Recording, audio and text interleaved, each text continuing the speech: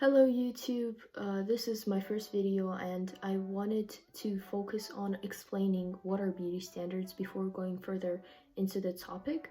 And I'm going to talk about, of course, what are beauty standards, how they vary, why are they the way they are, and the different types of beauty standards, and how can you stop yourself from being influenced by it. So the definition of beauty standards is very broad. You can interpret in many ways, but I would say that the definition of beauty standards is the feminine beauty ideal that the society created in order for women and men to achieve.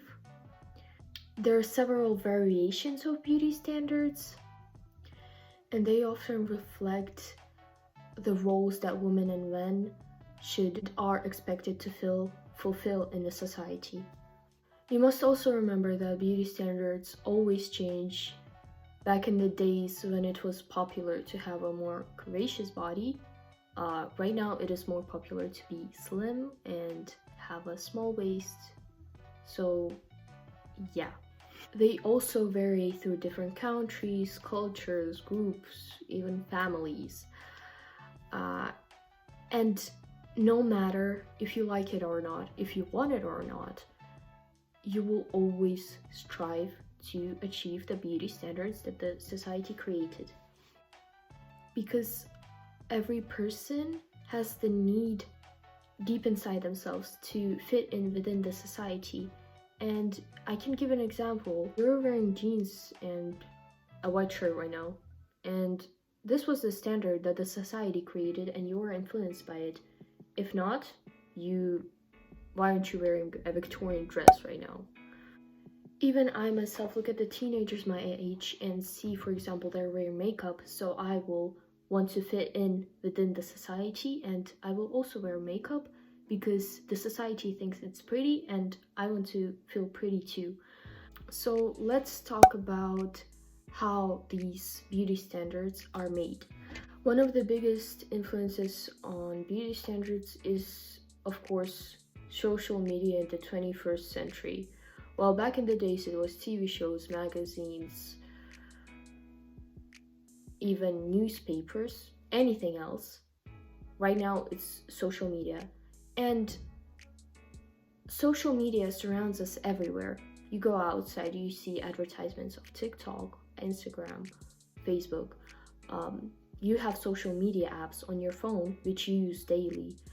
Right now it is very common to have social media apps, especially Instagram.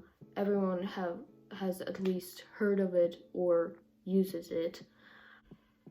Apart from social media apps, for kids it's even the games that they play.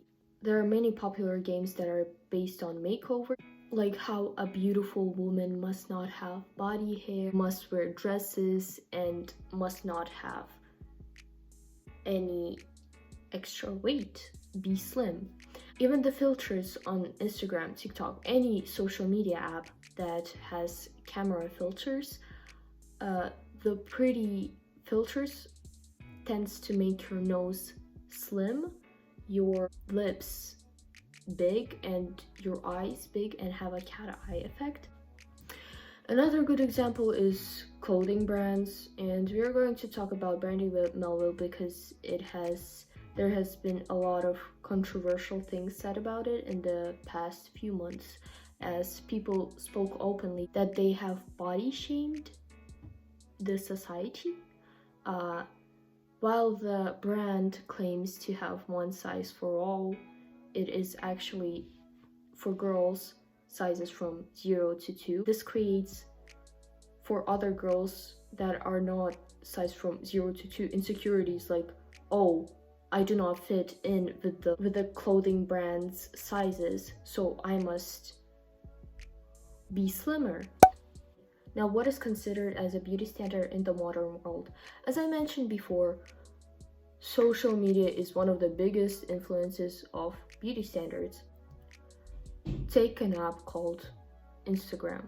And there you have celebrities with perfect bodies, and they also have millions of followers. So People look at the followers and think, why do they have so many followers? Because I want to be loved by people, and what can I do to get that much followers? And of course, the first thing that comes to mind is the physical appearance. And these celebrities that have millions of followers, they have slim bodies, they have a slim waist, perfect nose, flat stomach, big breasts and butt thick, thin thighs, long and toned legs, no acne, no scars, and so on. The list can go on forever.